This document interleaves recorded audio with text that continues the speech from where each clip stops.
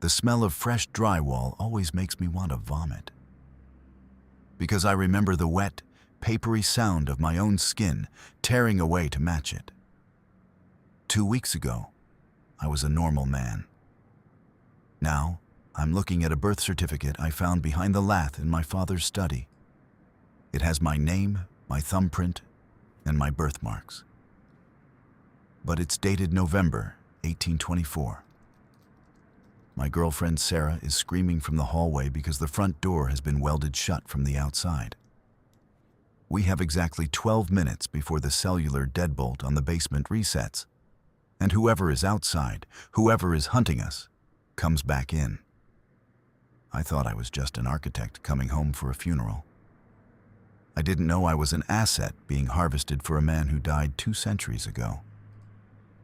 My own reflection is starting to look like someone else. Someone hungry. Let me take you back to the day I picked up the sledgehammer and found out I wasn't born. I was built.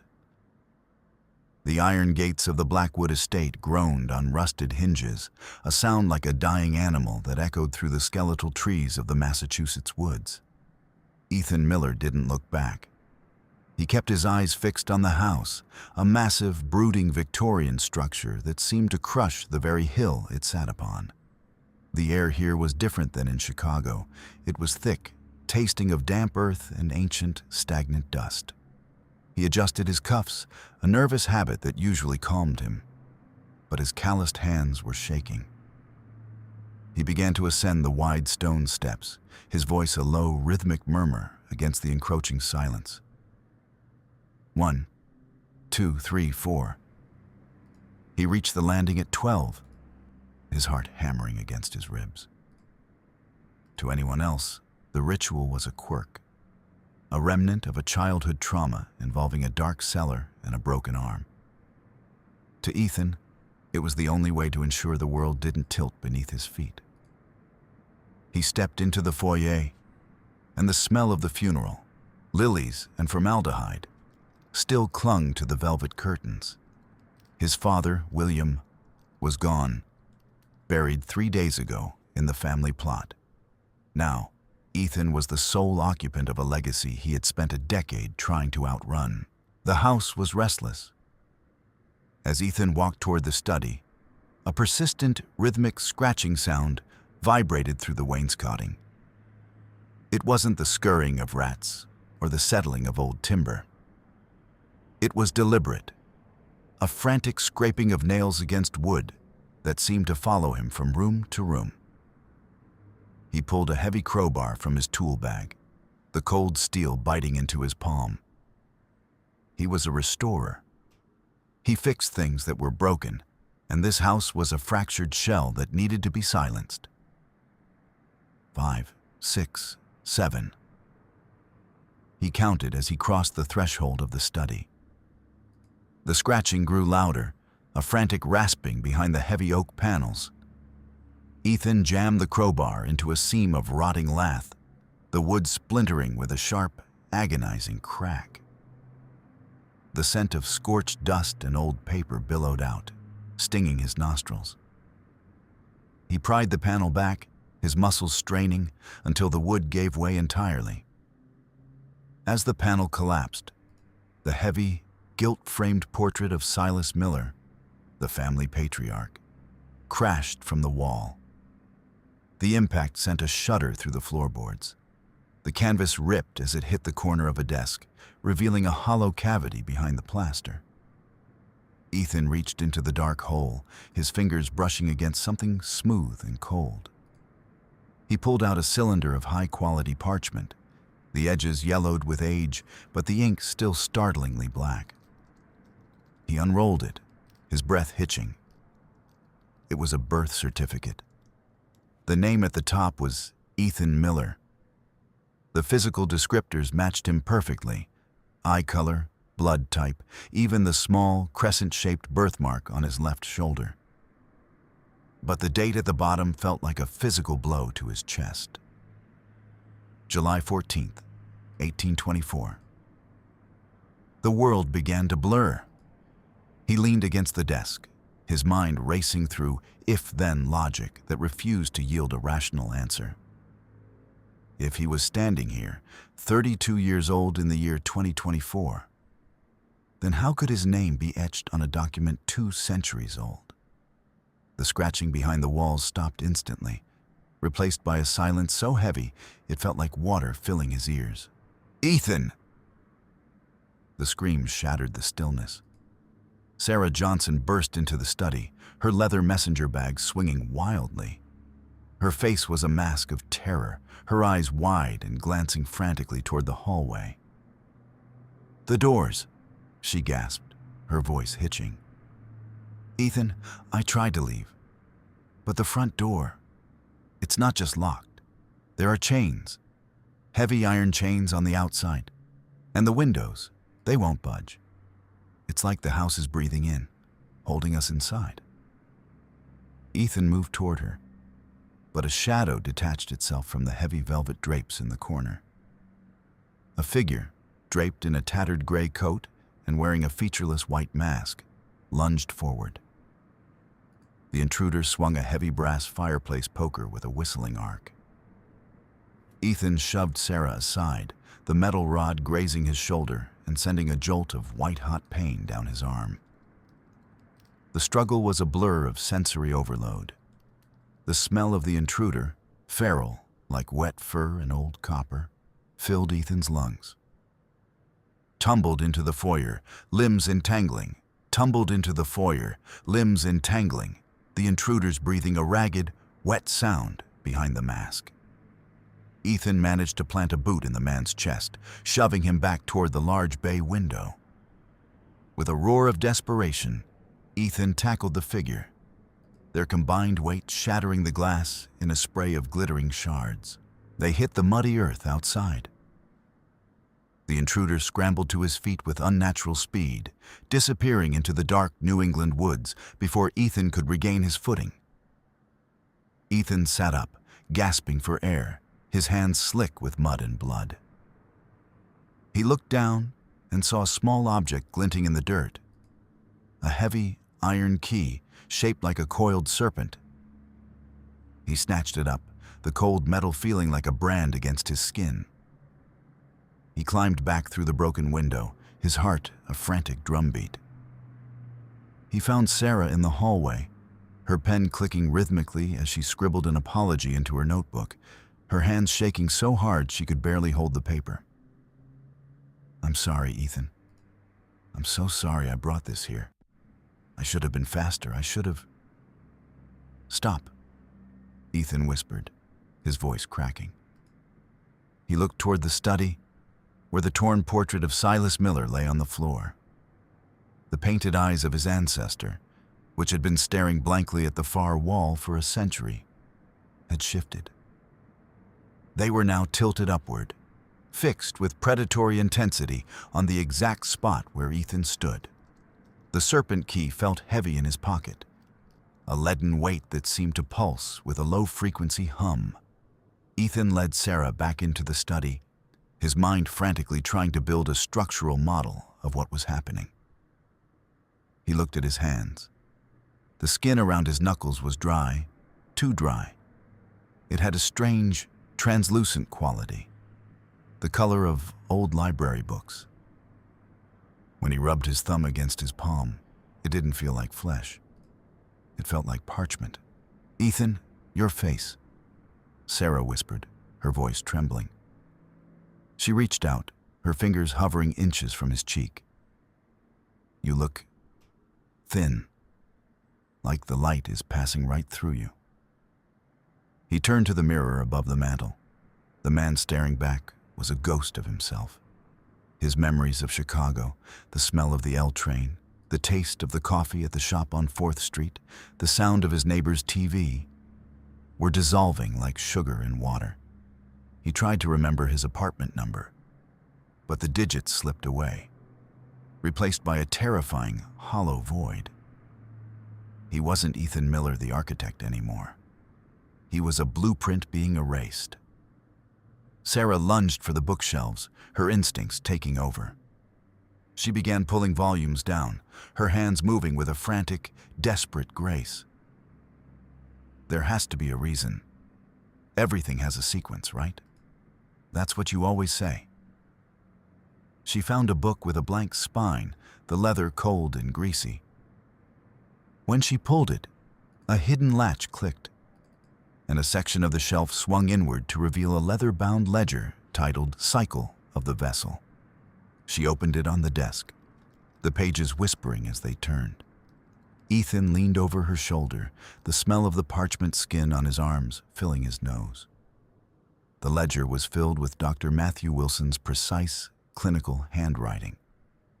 It detailed a century-long project of genetic refinement. There were charts of bloodlines, maps of neural pathways, and photographs. Ethan's breath hitched. There were dozens of photos of him. Not just from his childhood, but from decades before he was born. Men who looked exactly like him, standing in front of this very house in 1920, 1950, 1980. "You're not a son, Ethan," Sarah whispered, her voice thick with horror. She pointed to a line of text dated 10 years ago. Specimen 14 successfully gestated. Genetic markers for Silas Miller's consciousness compatibility, 99.8%. You're a clone. You're a suit of clothes they've been tailoring for 200 years. The realization hit him like a physical collapse. He wasn't a person. He was a container. A vessel designed to hold the rotting soul of Silas Miller so the patriarch could live forever. A low, wet sound came from the floor. Ethan looked down. The oil portrait of Silas was no longer flat. The canvas was bulging outward, the painted face stretching and distorting as if something was pushing through from the other side. A three-dimensional hand, covered in the same yellowed, oily paint as the portrait, gripped at the edge of the frame. Then another. "We have to go. Now." Ethan grabbed Sarah's hand. Her skin felt incredibly warm compared to his own icy touch. They sprinted for the back service entrance, Ethan counting the steps, 1, 2, 3, to keep his mind from fracturing entirely. He kicked the door open, and they burst out into the rain-slicked night. The woods were a wall of blackness, the wind howling through the branches like a choir of the damned. They didn't make it to the gates. 2 beams of blinding white light cut through the dark, pinning them like insects to a board. "That's far enough, Ethan," a booming voice called out. Sheriff Robert Taylor stepped into the light, his uniform tight across his broad chest. He didn't look at Ethan's face. He looked at the ceiling of the forest canopy, his lips moving silently as he counted the branches. Behind him stood Dr. Matthew Wilson, his lab coat stark white against the mud. Wilson was scrubbing his hands with a small bottle of sanitizer, the shh sound rhythmic and obsessive. "You're not well, son," Taylor said, his eyes finally dropping to Ethan. He held a shotgun leveled at Ethan's chest. "The great design requires order. You're out of alignment." "He's not a design," Sarah screamed, stepping in front of Ethan. "He's a human being." Dr. Wilson stepped forward, his eyes gleaming with a cold, scientific fervor. "He is a masterpiece, Sarah. A sterile, perfect environment for a superior mind. Don't let your biological sentimentality ruin a century of work." He pulled a gleaming silver syringe from his pocket. "It's time for the transition." Ethan didn't wait for the needle. He felt a surge of something cold and powerful rushing through his veins, not his own strength, but the ancestral power of the bloodline he had been bred from. He lunged at the sheriff. The struggle moved into a muddy ravine at the edge of the property. The smell of wet earth and gunpowder filled the air. Ethan moved with a speed he didn't recognize, his parchment skin slick with rain.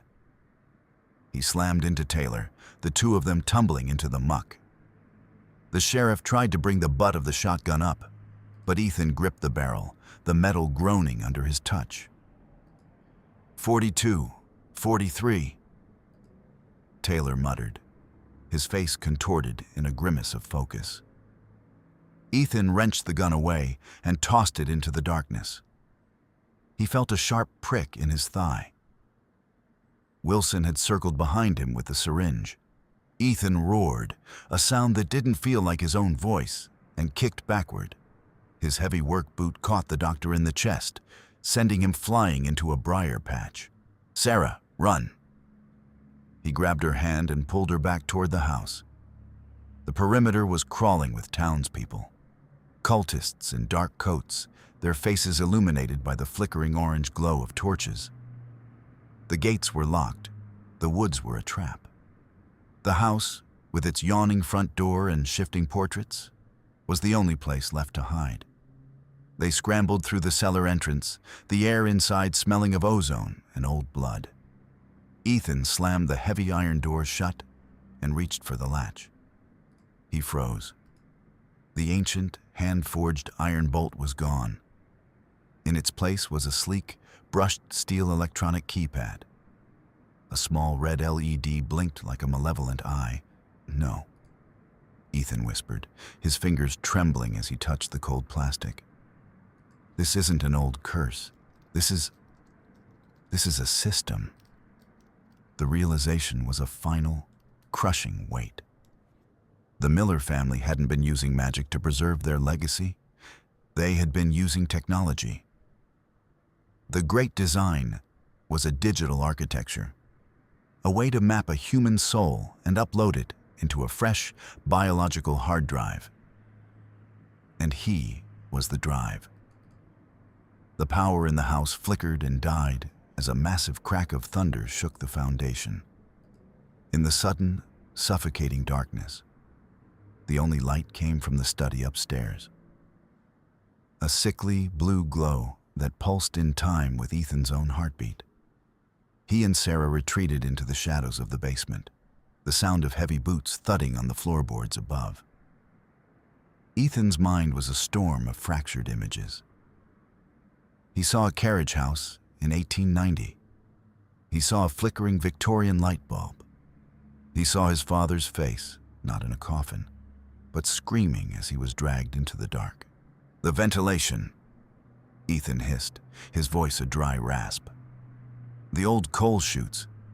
They lead to the sub-basement. My father told me. He told me the foundations must be respected." They found the narrow metal opening behind a stack of rotted crates. Ethan climbed in first, the metal ribs of the ductwork scraping against his shoulders like a horizontal coffin. The smell of scorched hair and electrical grease was overwhelming. He crawled forward, his fingers finding small, hand-drawn tally marks scratched into the metal. 1, 2, 3. Someone else had been counting their way through the dark. They dropped out of the duct and into a room that shouldn't have existed. The Victorian stone gave way to sterile white polymer. Blindingly bright LED panels hummed overhead, casting no shadows. In the center of the room stood a rusted, 19th century operating table, bolted to the pristine floor with jagged iron bolts that bled orange rust onto the plastic. "Welcome home, Ethan," a voice echoed through the sterile chamber. Dr. Wilson stood by a console, his hands raw and red from scrubbing. Beside him, 2 cultist guards held Sarah, a serrated knife pressed against her throat. Her eyes were wide with terror, her pen clicking frantically in her pocket. "Don't move," Wilson warned, his voice devoid of emotion. "The vessel must remain intact, but the girl is expendable." Ethan was seized by the guards and forced into a reinforced surgical chair. The cold metal bit into his parchment skin as they strapped his arms and legs down. He was positioned directly in front of a massive glass stasis chamber. Inside, suspended in a bath of glowing blue fluid, were the skeletal remains of the original Silas Miller. The bones were etched with glowing circuitry, a terrifying fusion of biology and machine. "You took something from the intruder," Wilson said, stepping toward Ethan. He reached into Ethan's pocket and pulled out the serpent-shaped key. "You thought it was a way out. But in this family, Ethan, every exit is just another entrance." Wilson turned to a control console and inserted the key into a specialized port. He twisted it, and a deep, mechanical hum vibrated through the floor, rattling Ethan's teeth. "The key isn't for a door, Ethan. It's the biological override. It's the bridge." The blue fluid in the tank began to boil. The skeletal remains of Silas Miller lurched upward, the skull tilting to look Ethan in the eye. A sudden, violent pressure exploded inside Ethan's head. It felt like 1,000 needles piercing his brain at once. He saw memories that weren't his. He saw the construction of the Blackwood estate. He saw the faces of 100 women he had never met. He felt a cold, ancient hunger clawing at the inside of his skull, systematically erasing his thoughts. Chicago. Gone. The smell of rain. Gone. Sarah, fading. "I'm sorry," Sarah sobbed, her voice a distant echo. "Ethan, I'm so sorry I couldn't save you." Ethan's vision flickered. He saw the laboratory, then he saw the study in 1824. He was two people at once, a fractured consciousness caught in a digital storm. But in the center of the chaos, a single thought remained anchored. The foundation. He looked at the glass chamber. It was pressurized, the blue fluid swirling with immense force. He looked at the oxygen tanks lined up against the wall, their valves gleaming under the LED lights. He utilized the last of his autonomy, the structural logic that had defined his life. If he could create a breach in the pressure, the system would collapse. He kicked out with his right leg, his strength bolstered by the very adrenaline he was supposed to be losing. His heavy boot slammed into a pressurized tank, knocking it over. As it fell, Ethan lunged forward, his strapped hand grabbing the ceremonial dagger Dr. Wilson had left on the tray beside him. With a desperate, primal scream, he drove the blade into the tank's valve. The explosion was a deafening roar of white light and screaming metal. The tank turned into a rocket, shattering the glass stasis chamber and sending a tidal wave of blue fluid and shattered bone across the room. The cultists were thrown back by the concussive force. In the chaos, the psychic grip on Ethan's mind snapped. He tore his arms free from the weakened straps, his parchment skin ripping and bleeding a strange, golden ichor. He grabbed Sarah, who had been dropped by her captors, and pulled her toward the ventilation bypass. "We have to end it," he roared over the sound of the alarms, a high-pitched wail that vibrated in his very marrow. They scrambled back through the ducts, the house groaning as the underground explosion compromised the structural integrity of the floors above. They burst into the study, where the portrait of Silas was now a gaping hole of black smoke. Ethan grabbed a canister of gasoline Sarah had dropped during the initial struggle. He didn't just douse the portrait. He doused the walls, the ledger, and finally, he poured the cold, stinging liquid over his own arms and chest. "Ethan, no!" Sarah cried. "I have to make the vessel useless," he gasped, his voice a hollow rattle. "He won't take a broken house." He struck a match. The fire was a beautiful, hungry orange. It leapt from his skin to the curtains, then to the portrait. The spirit of Silas Miller, a shadow of smoke and malice, shrieked as the heat scorched the canvas. The connection shattered. Ethan felt the ancient presence retreat, howling into the void as its physical anchor turned to ash. Ethan and Sarah collapsed onto the lawn as the Blackwood estate became a funeral pyre against the night sky. The heat was a physical wall, blistering Ethan's parchment skin, but for the first time in his life, he felt solid. As the sirens of the fire trucks approached from the distance, Ethan looked at the figure lying near the broken bay window, the masked intruder he had tackled earlier. The man was dead, his neck broken from the fall. Ethan walked over, his legs heavy, and reached down to pull away the white mask. The face underneath was lined with deep wrinkles, the eyes frozen in a final expression of desperate love. It was William Miller, his father. Ethan fell to his knees in the mud. He realized then that his father hadn't been part of the cult's hunt. He had been the one trying to stop it. The attack in the foyer hadn't been an attempt to capture Ethan. It had been an attempt to kill him, a mercy killing to prevent the soul of Silas from ever finding a home. His father had died trying to save him from a fate worse than death.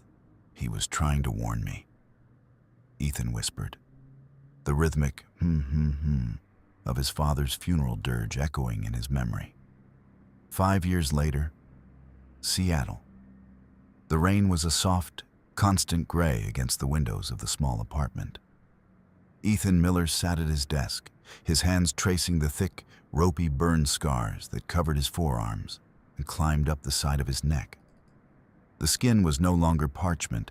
It was scarred, imperfect, and entirely his own. He looked into the mirror, a ritual he performed every morning.